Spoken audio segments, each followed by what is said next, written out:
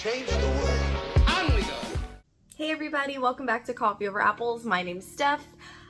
So in order to hold myself accountable, I decided to make a how many unread books do I have on my TBR shelf, and I have currently 45, which is a lot better than the last time I made this video, which I think I was close to 100. So I've made progress in the means of like reading my TBR, not buying too many books since then, which means that a couple of these books here, a good chunk of these books are going to be books that were on that video that I made. Oh my gosh, has it been like 2 years since I made that video? So call this a 2023 like unread TBR list. Please, like, I've been off BookTube for a long time. Someone tell me what's hyped right now. Someone tell me what books are on your 5-star prediction list, because I'm still looking for stuff. I noticed that everything on my like TBR list or want to read list is pretty old because I literally just got back into my Goodreads and Storygraph. So someone tell me what's up, someone tell me what's hyped so I can look for some new good things. And I'm gonna make a promise to myself that I can't buy another book until I read at least 4 books off of the shelf. That smells like bullshit. I think, because I still think, even though I went from 100 books on my TBR to 45, that this is a problem. So thank you guys so much. And unless someone sends me a book, if someone gives me a book, that's totally different, and I'm super grateful for that. Like, I love getting books. Don't bring me to a bookstore. I will spend the entire day there.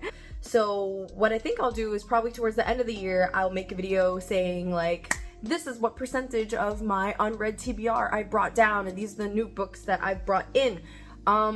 Most of them are physical. I have a handful of them that are on audio that I purchased on Audible. So I'm not really gonna get into the details of what each one is about. I'm just gonna kind of hold it up, say the name, say the author, and if there's like any little thing that I want to tell you about it or about how I got it, or how excited I am or how unexcited I might be, hopefully for you to hold me accountable by saying, Steph, you said you had this, you said you weren't gonna buy too many more books, when are you gonna get to this? And I'll be like, you're right. Thank you. So without further ado, I think I'm gonna start off by saying the books that I have on audio first. So audiobooks, I tend to want to do nonfiction for audio. I tend to want to do fiction for physical. So for audio, I have Abolition Feminism Now by Gina Dent, Angela Davis, Erica Miners, and Beth Ritchie. I have Oh My God, What the Fuck Does the Constitution Actually Say by Ben Sheehan. I think that's how you say their name. I have The Beautiful Struggle by Ta-Nehisi Coates. And I have, 2 more. Born a Crime by Trevor Noah and Dear Theo. All of these I am very excited about. Dear Theo is one that I believe it's like the compilation of Vincent van Gogh's notes to his brother and back and forth. So that I'm expecting to be heartbroken.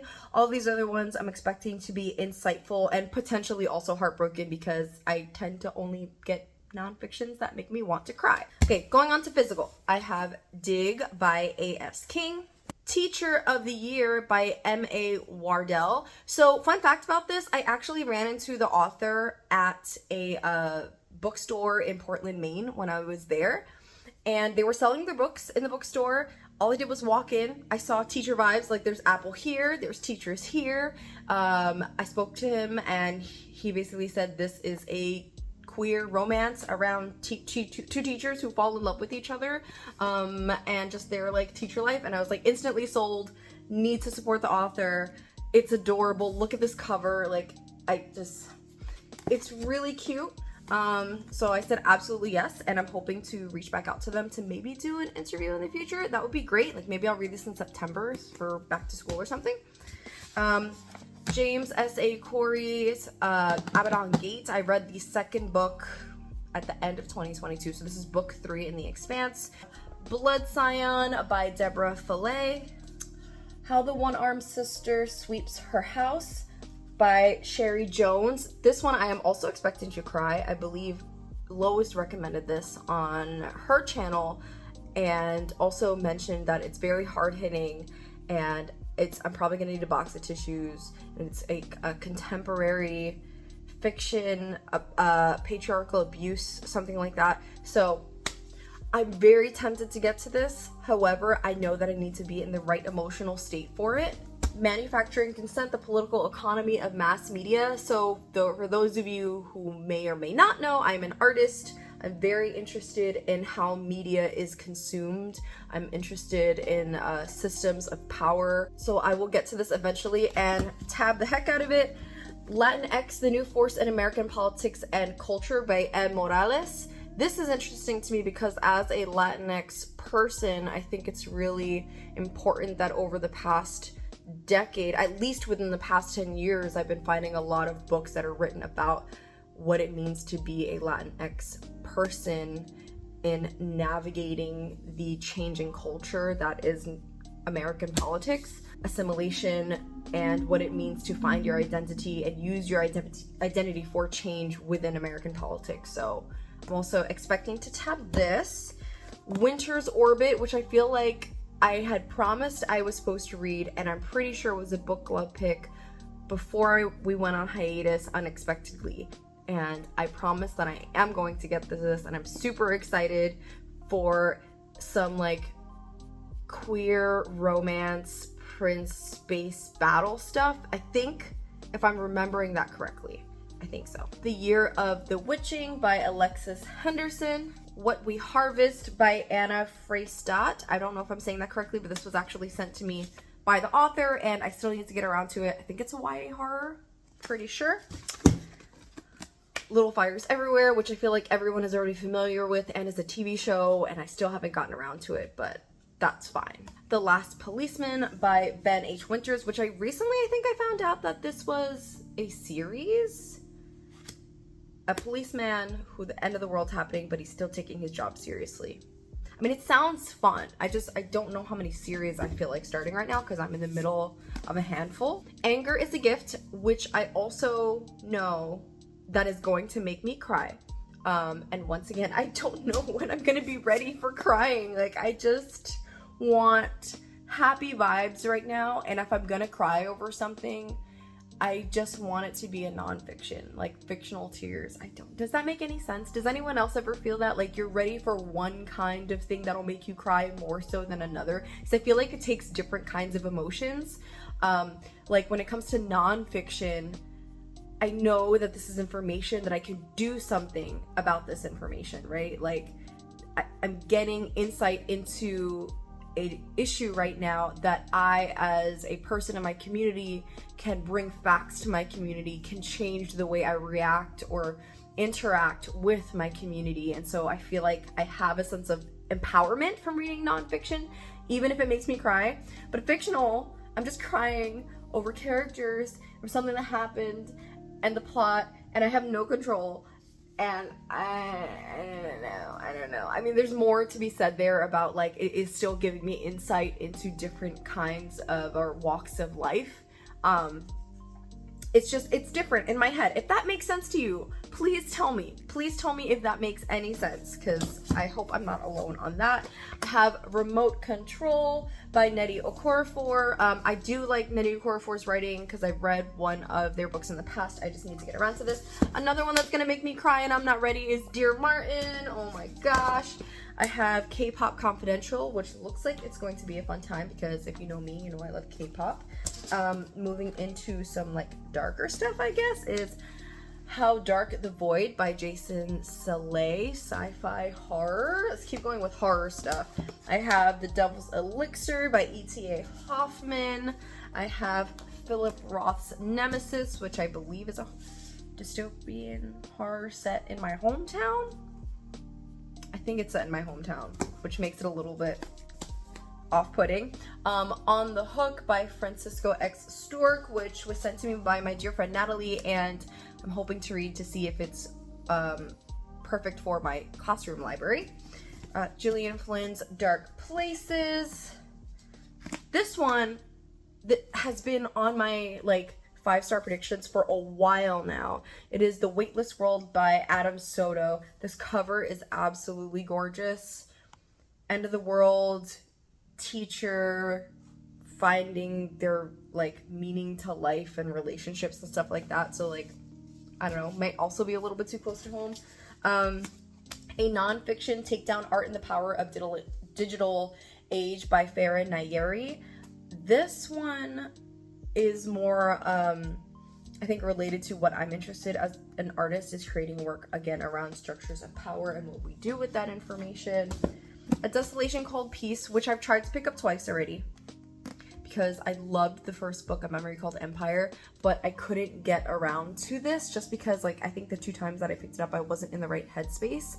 It's not that it's been so long that I forgot the first book, because I feel like I took extensive notes and annotated it enough where I just was able to glimpse through and kind of like refresh myself on everything that happened. It was really wonderful, but it's also very wordy because it's about language and it's about communication, and that's perfectly fine. Also, I think what might be putting me off is that I've had a couple friends tell me that it's not as good as the first one. However, it's still good. So we will see. I have Night Film, which made its rounds around BookTube for a long time, so I feel like this is either going to be a hit or a miss. The Only Good Indians by Stephen Graham Jones. Everyone and their parents have pretty much screamed to the high heavens that this is amazing, so I need to get around to this. The Glass Hotel by Emily St. John Mandel, which has also made its rounds around BookTube. China Miéville's Embassy Town, recommended by my dear friend Max, whose opinion I trust very much, so I'm expecting this hopefully to at least be a 4-star. We'll see when that happens. Elantris by Brandon Sanderson. I have a love-hate relationship with Brandon Sanderson, as many of you might know, and if you are a Brandon Sanderson stan, please give me a little bit of leeway, because I also really adore his books, but I also see a lot of problems with them, and that is not something I'm going to get into in this video. I feel like I've spoken about it at length with the many Brandon Sanderson dedicated vlogs that I did in the past. I will probably vlog this too when I do it, and this is a beautiful cover.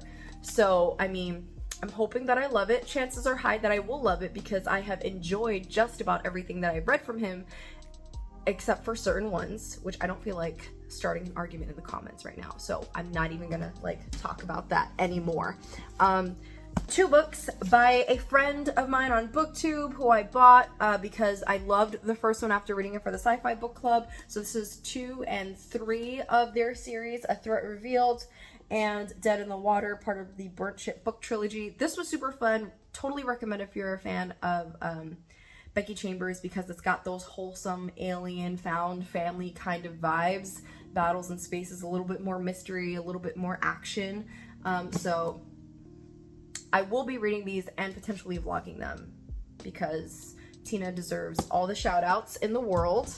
Isoldes, I still don't know if I'm saying that correctly, but the author sent this to me a long time ago, and it's again one of those collab things that like I said I was going to review and then I went on hiatus because life happens. So I plan on keeping all of my promises and getting to this Kimberly Grimes. I promise I will. Bram Stoker's Dracula. I just picked this up because I thought it was a stunning cover. Like on the back it has, kind of goes like this. It's beautiful. This is one of those things I don't think I'm gonna get to anytime soon because like I feel like we all kind of know Dracula, and pretty sure I read Dracula in like high school or something like that. So if I ever just feel like reading a classic, this will be a fun one. Okay, and then I think this is the last few. So I have Human Acts by Han King. I did like the other book I read by Han King, which is The Vegetarian, which I feel like is a really polarizing book. Like either people love it or they dislike it. Trigger warnings though for abuse and eating disorders, so be conscious of that. Not in this one, in the other book. Dowry of Blood, which also made its round around BookTube and is a beloved book from what I understand. So this one is exciting and it's short, so I might get to this sooner rather than later.